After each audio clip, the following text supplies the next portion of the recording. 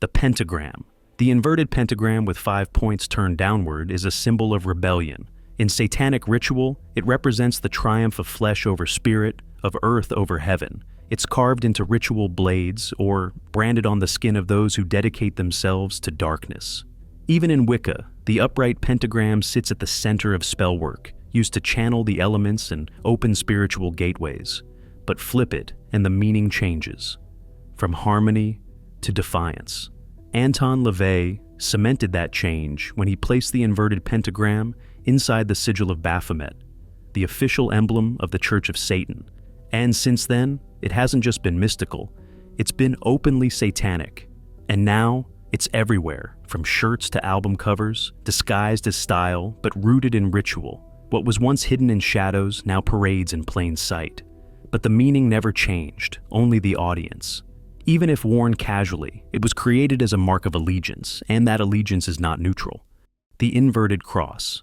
This symbol signals open rejection of Christ and his crucifixion. In satanic rituals, the inverted cross is carved into altars, worn as jewelry, and displayed as a statement of open rebellion. It mocks the crucifixion and rejects the name of Christ outright. Yet it wasn't always used this way. According to church tradition, the Apostle Peter was crucified upside down out of humility, believing he wasn't worthy to die in the same manner as his Savior. But what once symbolized devotion has long been twisted into blasphemy. Today, the inverted cross appears in desecrated communion rites and even crime scenes tied to spiritual abuse. But it's also slipped quietly into pop culture, away from its disturbing origins. But for those deep into occult practice where it shows up, something sacred is being challenged, and for people of faith, that's not just disturbing, but it's also dangerous.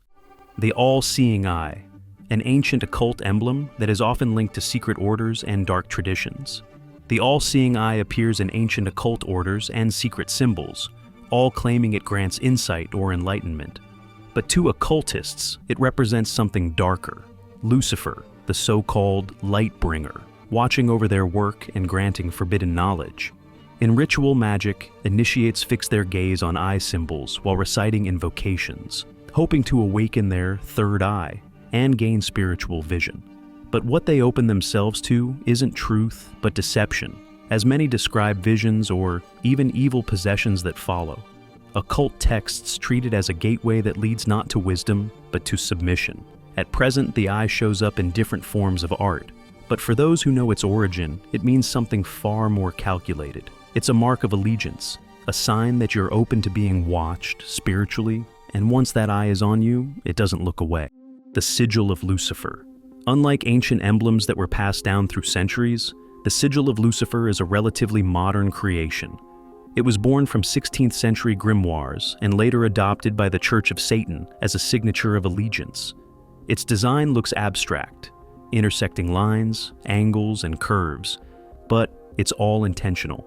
The V shapes point downward, representing the descent of Lucifer.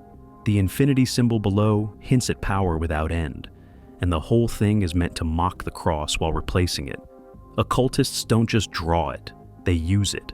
It appears in rituals where Lucifer is invoked as a source of wisdom or rebellion. Some believe it awakens the self, others know it opens a door. But the symbol's purpose hasn't changed over the years. It still signals defiance and invites influence, and the more it's worn or welcomed, the more it works. Because a symbol like this doesn't need belief to affect someone, it just needs to be present. Baphomet, the most recognizable symbol in modern Satanism. The Baphomet has the body of a man, the head of a goat, and a child, staring up at it with awe. The image Satanists have placed in public spaces as both a symbol and an altar. Originally drawn by occultist Eliphas Levi, Baphomet wasn't created to inspire thought, as it was made to provoke. It blends male and female, human and animal, heaven and hell, mocking every line God drew in creation. In satanic rituals, it becomes a centerpiece of blood offerings and unholy acts that are performed at its feet to gain power through rebellion. But its power isn't just in what it represents, it's in what it invites. Practitioners meditate on its image, believing it can unlock forbidden knowledge and transform them into something beyond human. But what they become is often far less than what God intended. The symbol represents a total inversion of God's order, wherein holiness is weakness and sin is power. And wherever this symbol appears, something sacred is being defiled. The hexagram. The six-pointed star is often associated with Jewish identity as the Star of David, but in occult practice it takes on a very different role. Ritual texts like the Key of Solomon describe drawing hexagrams in circles, sealing them with blood, and using them to summon and bind spirits. Inscribed on metal or parchment, they become talismans for curses or conjuring. Some even carve the six-pointed star into their skin, believing it marks them forever to the powers they serve. This use is very different from the Star of David in Judaism, which is a sacred symbol of identity and covenant. In the occult, the same shape is twisted into a tool of manipulation. Practitioners believe each point gives them command over creation, but the control is an illusion. Spirits may be called, but they don't obey. They corrupt. This is why occultists revere the hexagram not as a shape, but as a spiritual weapon, one that turns geometry into a gateway and the body into an altar. And for Christians, that's not a shape to overlook. It's a sign that something's being manipulated behind the scenes. The Ankh. Shaped like a cross with a loop at the top, the Ankh is one of ancient Egypt's most recognizable symbols. In ancient times, it was used in rituals to honor the gods of the dead and to promise access to the afterlife. Priests carried it in ceremonies for pharaohs, believing it opened a path between the earthly and the spiritual. Over centuries, the symbol moved beyond Egypt into modern occult and New Age practices. It appears in goddess worship, energy rituals, and mysticism that claims to unlock healing or spiritual awakening. Today it's worn as jewelry and featured in films, often mistaken as a decorative variation of the cross. But its meaning stayed the same. The Ankh comes from a system that worshipped many gods, replacing the creator with forces tied to death and illusion. For Christians, that resemblance to the cross makes it more dangerous, not a mark of life, but a counterfeit. The Ouroboros, a serpent swallowing its own tail, is one of the oldest occult symbols. The Ouroboros claims there is no end, no beginning, only the cycle of self.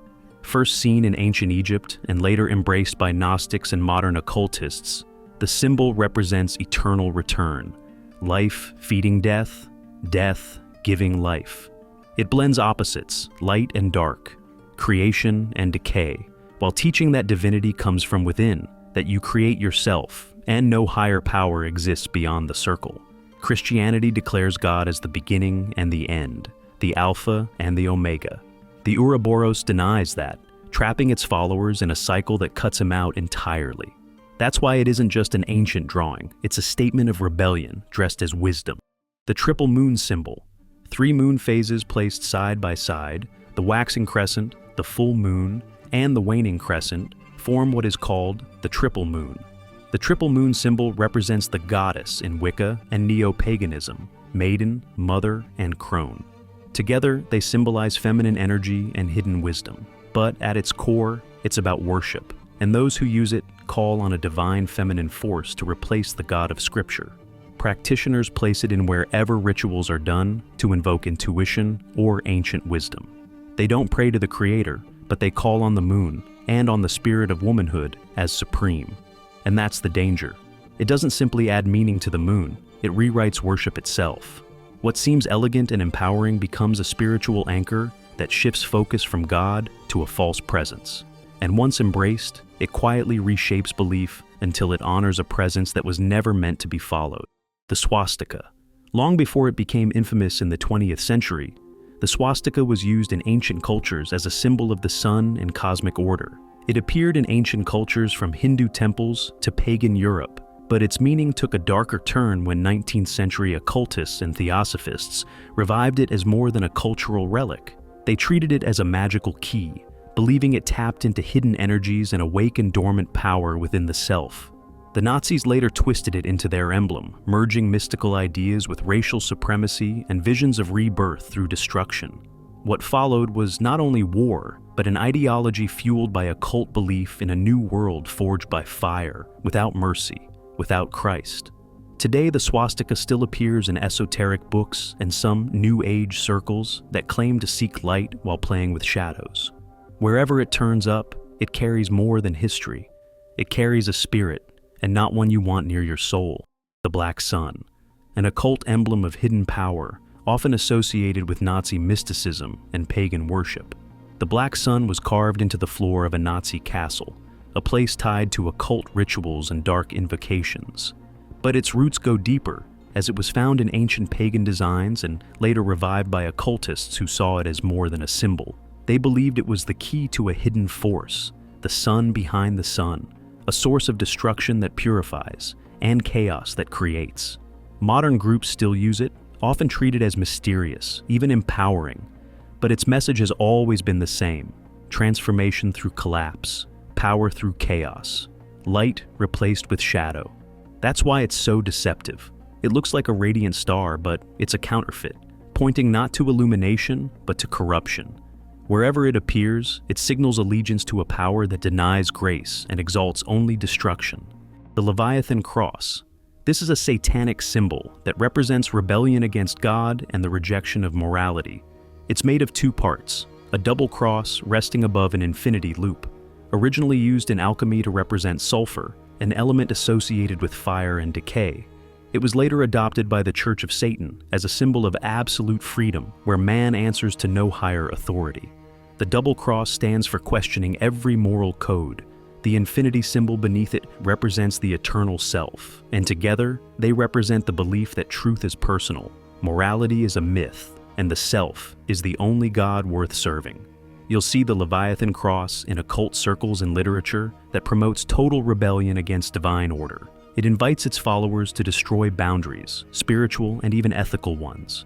And when the lines between right and wrong are erased, what's left isn't freedom, it's chaos, making this symbol an emblem of war against everything sacred. And that wraps up some of the most common occult symbols Christians should avoid. If this helped you see how these signs of rebellion hide in plain sight, give it a like. Subscribe for more breakdowns on Christianity, and hit the bell so you don't miss what's next.